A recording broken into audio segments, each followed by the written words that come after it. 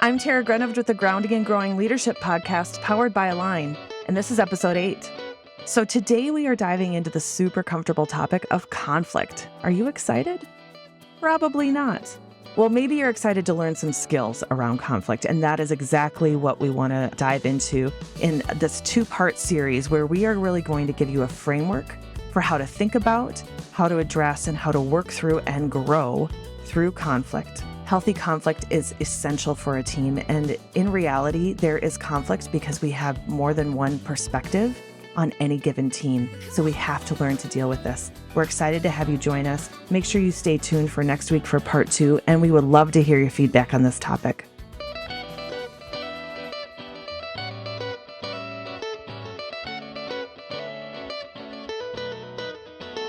Welcome to the Grounding and Growing Leadership podcast, where everyone is a leader and leadership starts with you. I'm Tara. And I'm Pamela. Thank you for listening and inviting us along on your leadership journey.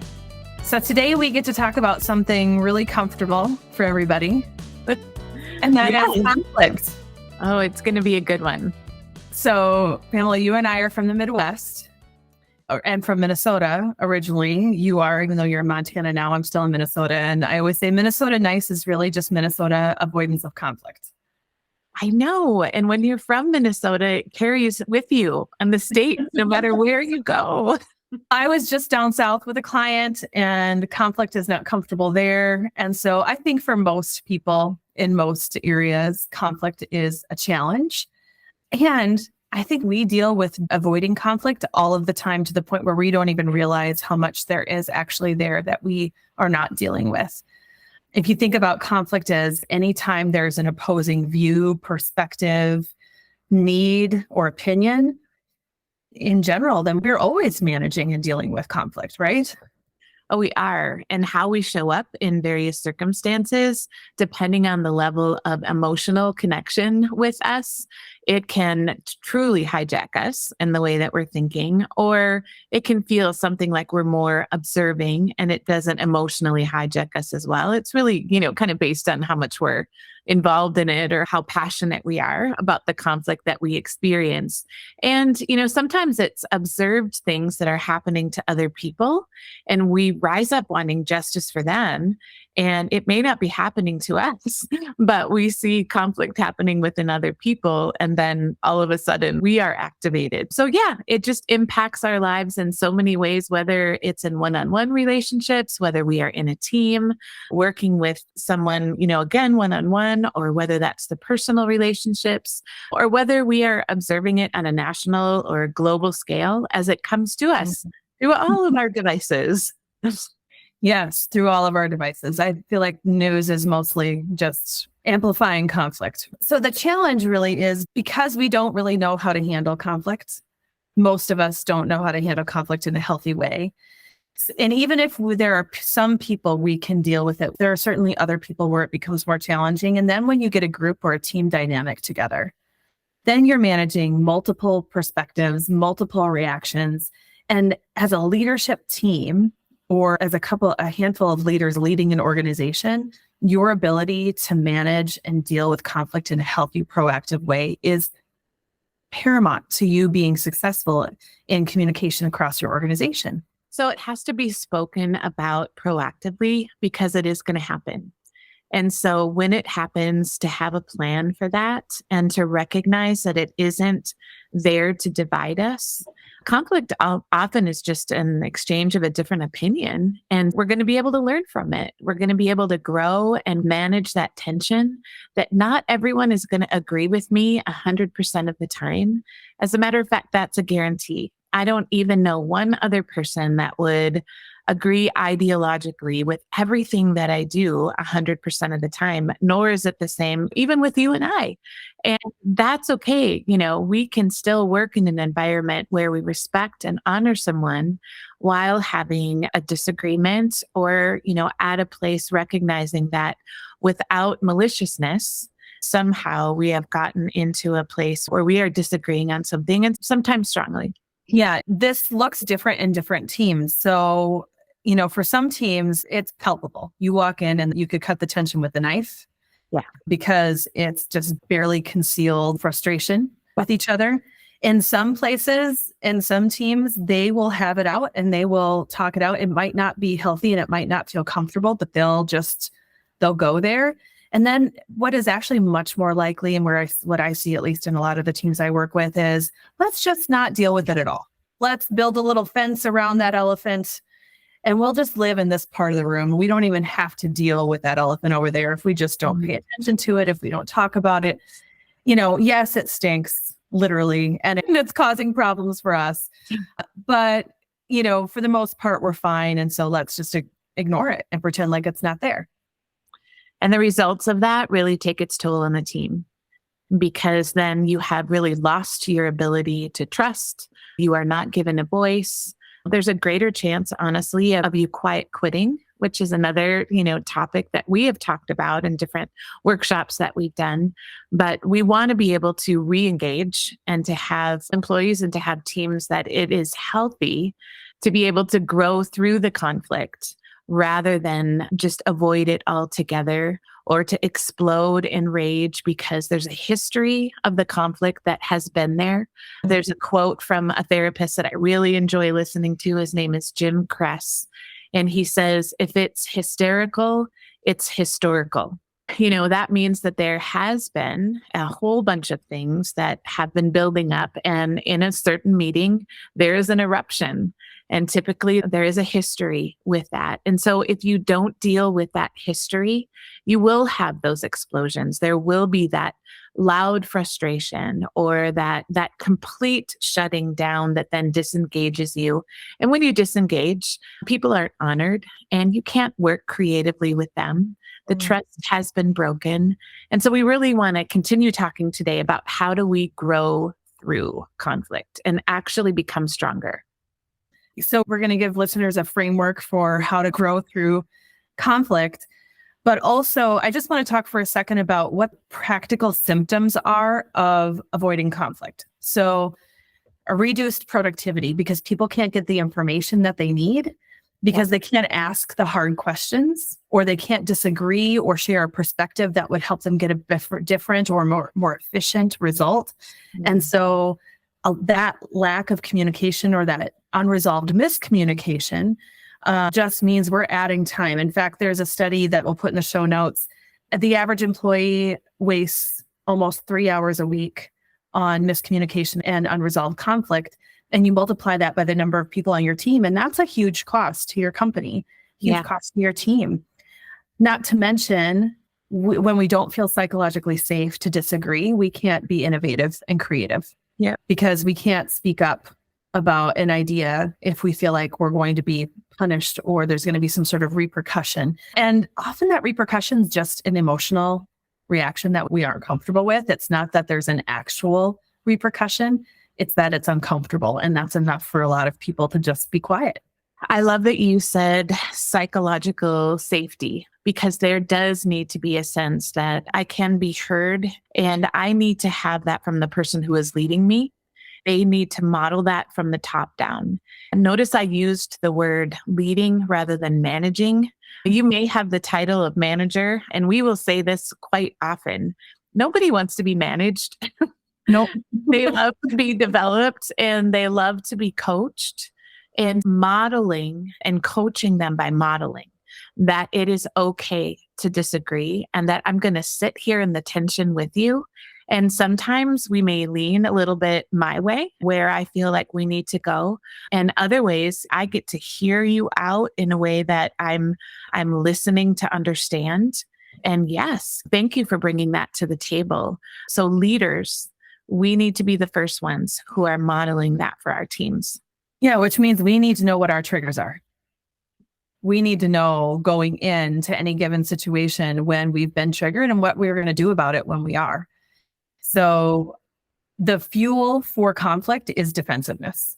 When we get defensive as leaders, because someone said something we don't like, that we're frustrated with, that hooked us in some way, shape, or form, we are more likely to have an emotional response. And that's what people are reacting to and avoiding, is your emotional response. Do you want them to give you grace? Absolutely. Have you taught them that you can be graceful when you're triggered?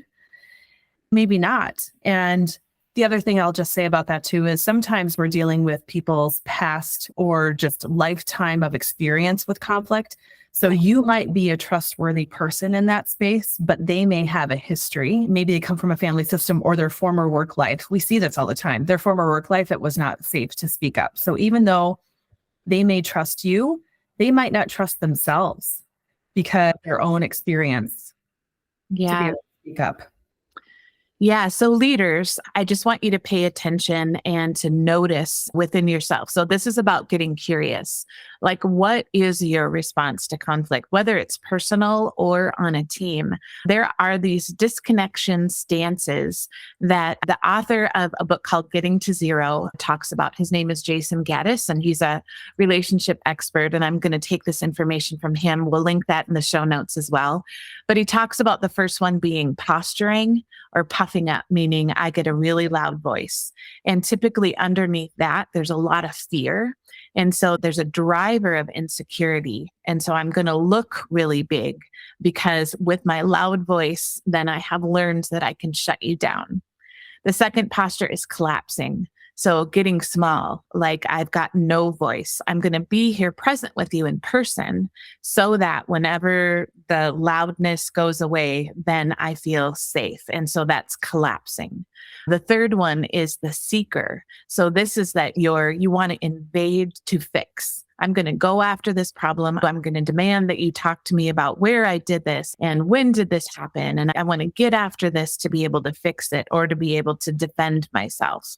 And a person who needs a little bit of time to process, this is the worst to them because they don't know what their thoughts are yet.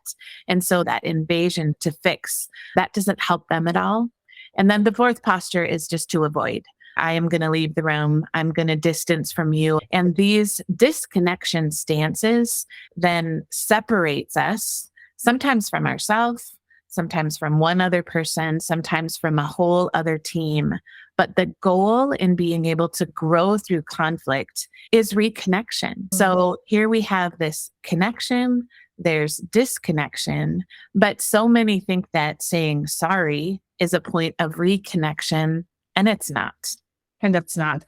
I'm so glad that you said that. And this is a bit of a aha for me because I think a lot of times people do avoid conflict because they fear that disconnection and they don't trust they'll be able to get it back. And that's when I said they don't trust themselves. Part of what they don't trust is that they'll be able to get back to a point of connection with someone. Maybe because they have a history of not being able to do that. They haven't learned that skill. And so I just want to encourage people who are listening, if you're one of the people who aren't sure you can get back to reconnection, it's a skill that we can learn, right, Pamela? Yes, it definitely is. It's a practice. And we say all the time that we need to allow ourselves the permission to be beginners. I think it's so great to very vulnerably and authentically say to one another, I have never learned the practice of reconnecting. And I need you to know that I feel very cautious about this conflict because I am just learning the process of reconnection. But what I want to learn to do is to grow through this with you, to be able to get to understanding the impact that this disconnection has had on you and on me, and say, here's what I learned about me. Here's what I learned about you. How can we collaborate to move forward? And this is where individuals, where I see in counseling with people or marriages, can get on the same page again and then provide a plan to be able to work through. And Tara, I first of all would love to start with the workplace because I know that this is something that you have provided some structure around. Yeah, so we've developed a framework, what we call a conflict charter, or a team practice for conflict. How are we going to address it? So the first step is name. So I'll say them all and then we'll go back. But name, remove shame, tame, and reframe. We'll go through those 4 steps. But name is, first of all, we have to get to a point where we can just talk about what it is. We have to be able to name it. If we can't tame it, if we can't name it, what is the dynamic that is causing frustration? A really common one. I'll just give a very common one on teams because it happens almost every larger leadership team I'm on is you have the number of people who are maybe, and if you're strengths-based, you'll understand higher in strategic thinking or influencing. and they are more of the dreamers and visionaries, usually, not always, but usually. And they want to talk about what could be. And they have a lot of ideas and they want to brainstorm all these ideas. And then you might have people in the room who are relationship building, executing, who are worried about the present tense, what needs to happen here and now. And they will instantly get defensive about what's possible and what's not possible.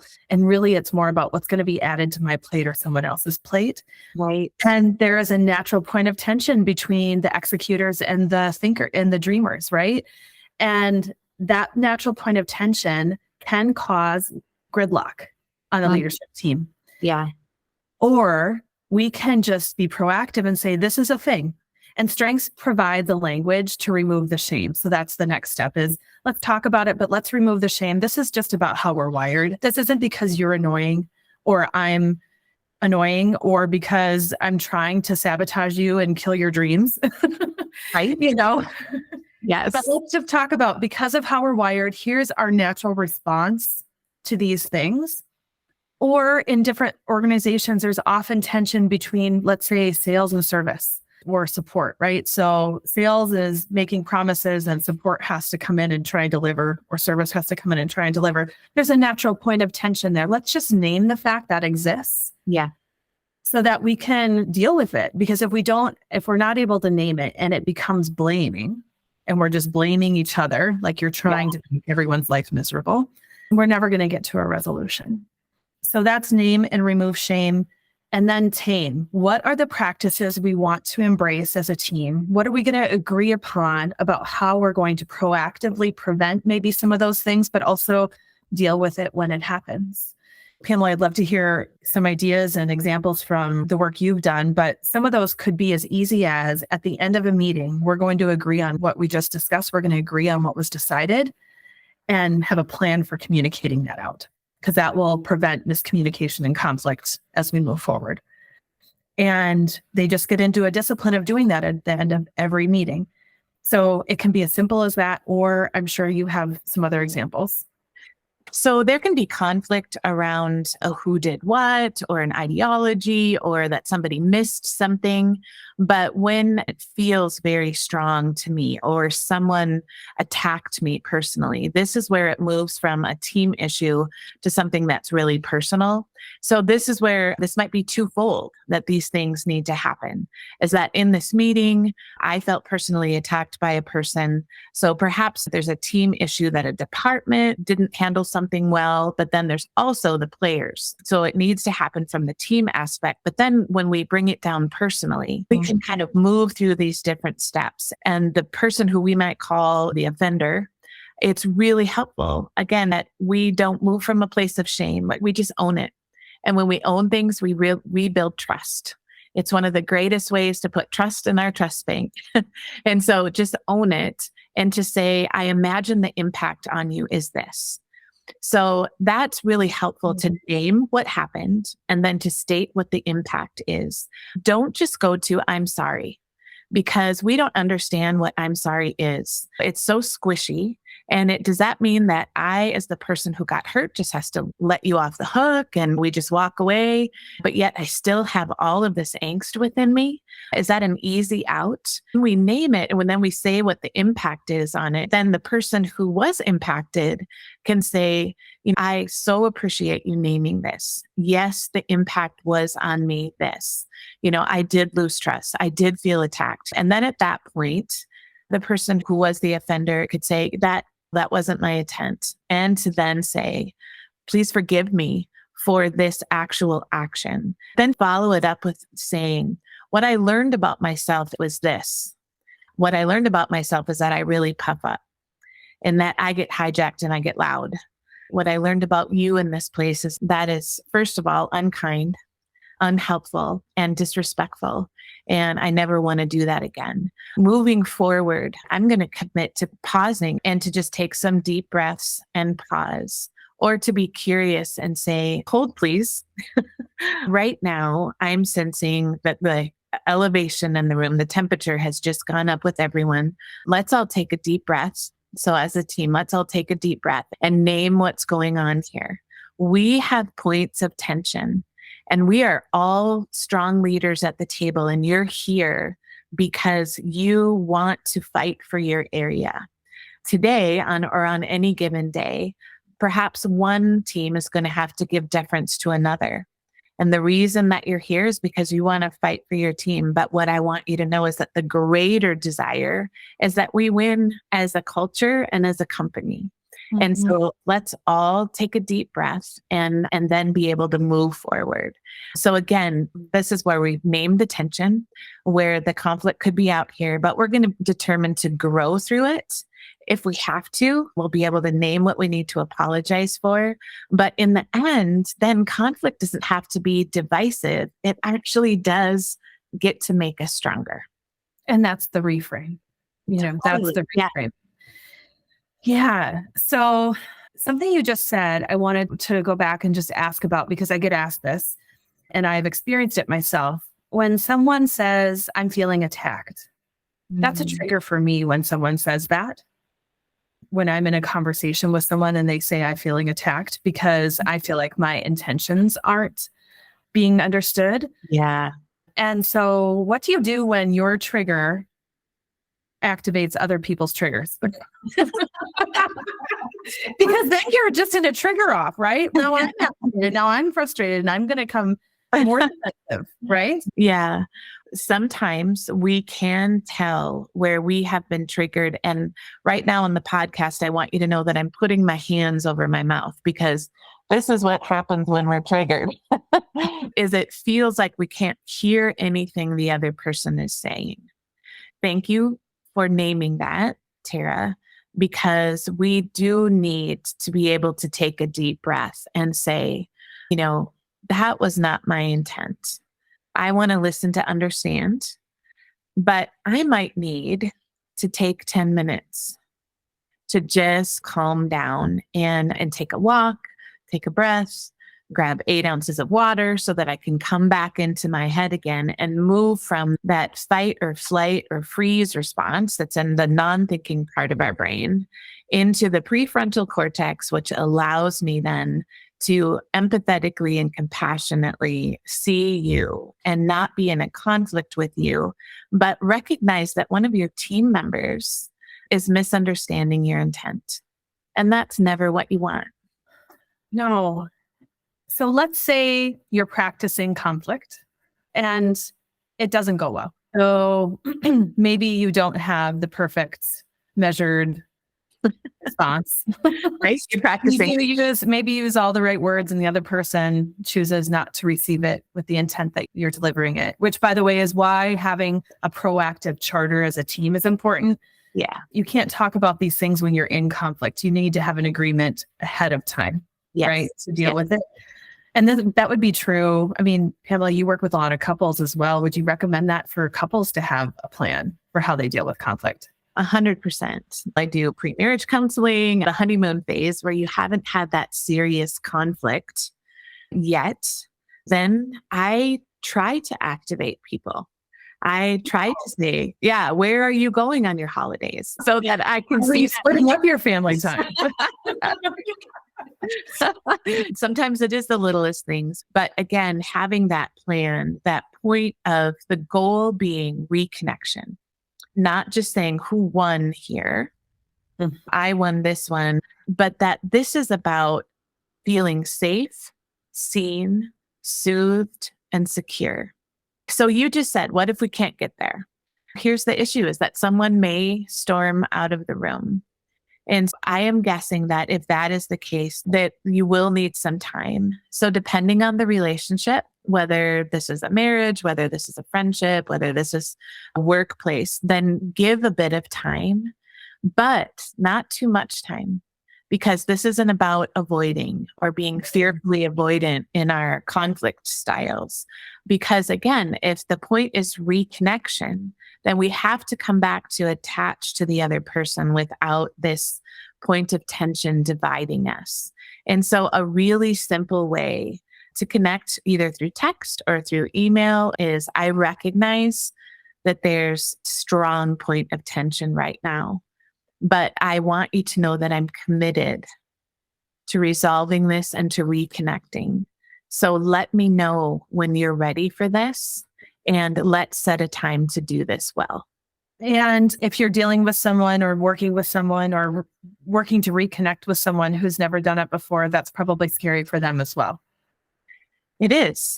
We do have some tools for this. I will put them in the show notes. I think we're going to have to do a part 2 on this. I think so too. Yeah. So a couple of tools for teams. If your team really struggles with conflict and you don't have anyone on the team who is really good at helping you learn how to deal with conflict, we recommend working with a facilitator to help you come up with a conflict charter, and would be happy to share that framework that we talked about: the name, remove shame, tame, and reframe.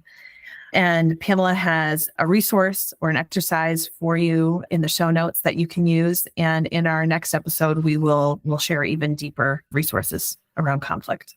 Yeah, it's a great tool. We call it Thanos. It's a communication tool. We can use it in regarding conflict, and you're going to have to stay tuned to episode 2, how to grow through conflict. So thanks for being with us today for this really important discussion.